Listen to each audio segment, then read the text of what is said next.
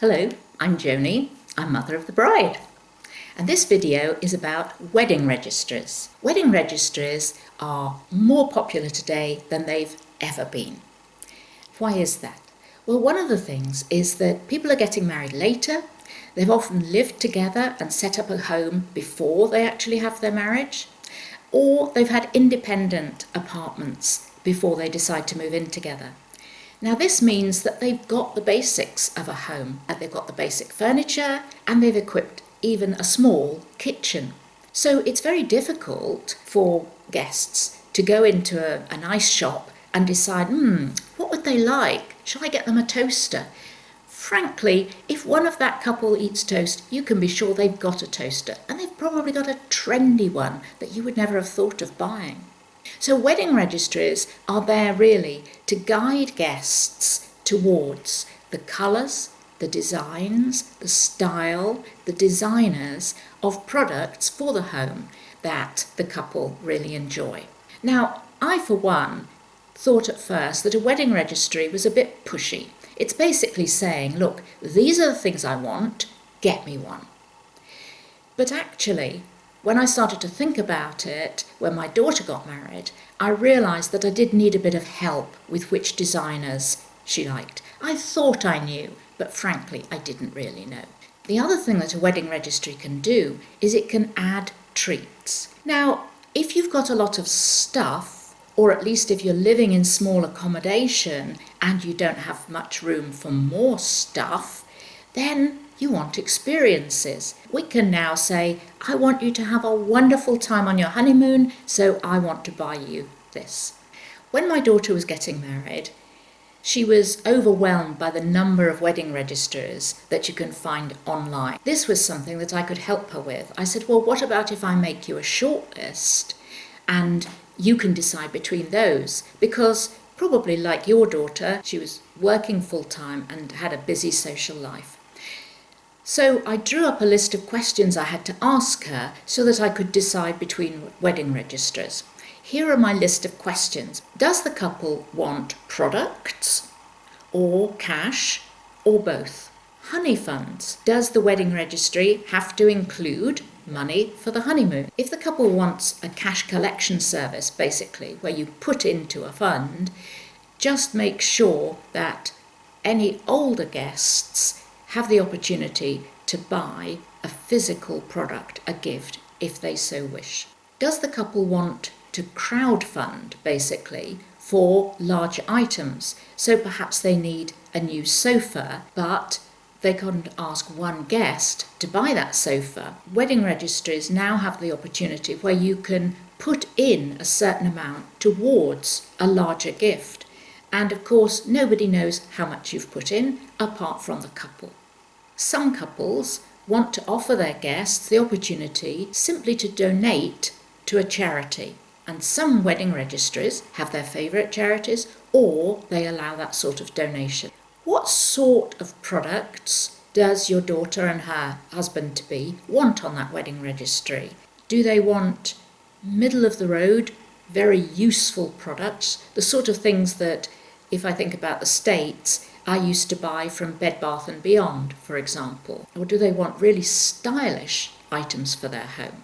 So there are different types of registries, and some registries have a set of more stylish, more expensive items added to the basic list.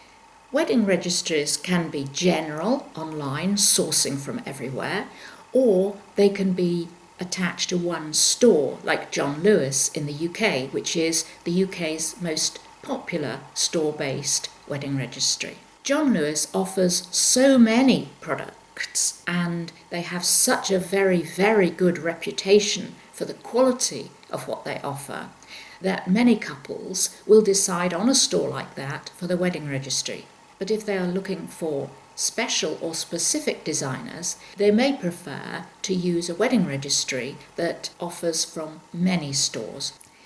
The other thing that couples often want, that comes with some wedding registries, is the opportunity to put together their wedding website. So this not only talks about getting to the wedding, where to stay, what will be happening, times and so on, But it might also include planning tools, it might include invitations that can be sent out, and of course it will include that gift wedding registry. These are becoming very popular, and wedding registries have found by having a lovely wedding website, guests actually give higher priced gifts. So it's well worth thinking about. Now, some wedding registries are free, and some wedding registries you have to pay for. So why would you pay for a wedding registry? Well, it might be to get lots of planning tools for the day as well as a website, or it might be because they offer discounts so that guests feel more tempted. Anyone that is collecting cash through a wedding registry can expect that if they're using a free registry, that they will have to pay some sort of fees for collection of that cash and sending onto their bank account. It may be credit card fees or PayPal fees, but either the couple or the guest will have to pay those fees. Some wedding registries offer storage. Now, you might think that's not important, but if your daughter is going on a long honeymoon or a round the world trip, or in fact she's moving abroad and isn't ready yet to ship everything, storage can be invaluable. So think about storage. What about gifts that turn out not to be what the couple want?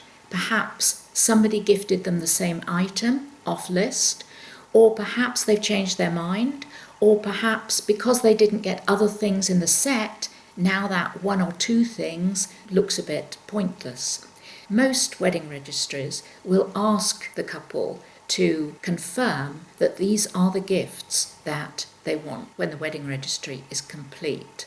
But it's worth looking at things like that. And I think here, a wedding registry like Amazon, perhaps not the most romantic of all, is, however, very, very useful because, of course, even after those gifts have been delivered, they can be sent back. And finally, it's important to consider a wedding registry on the basis of its reviews.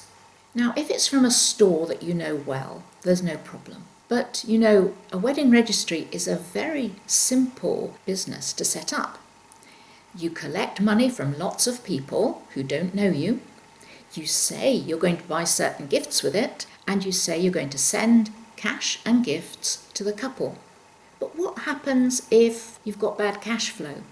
What happens if the business folds? Where does that money go? So before you decide on a gift registry, have a good look at how long it's been in business, what safeguards it has got for ring fencing cash, and what sort of reviews it's got.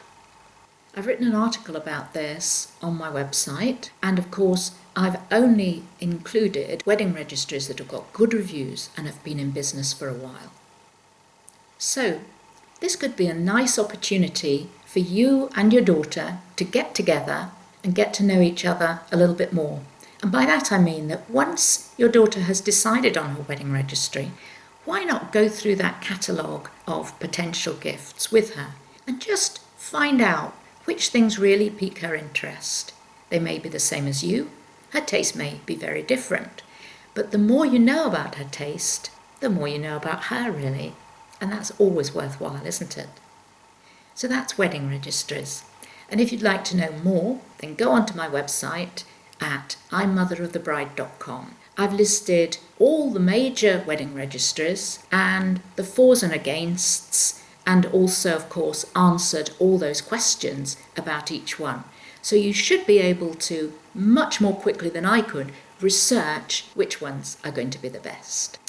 If you like this video, please subscribe. And if you want to know more about being mother of the bride, including what to wear on the day if you're over 50, if you'd like to know a little bit more about the new rules, how people do things these days, or if you'd like to know about planning a wedding at home, please visit my website.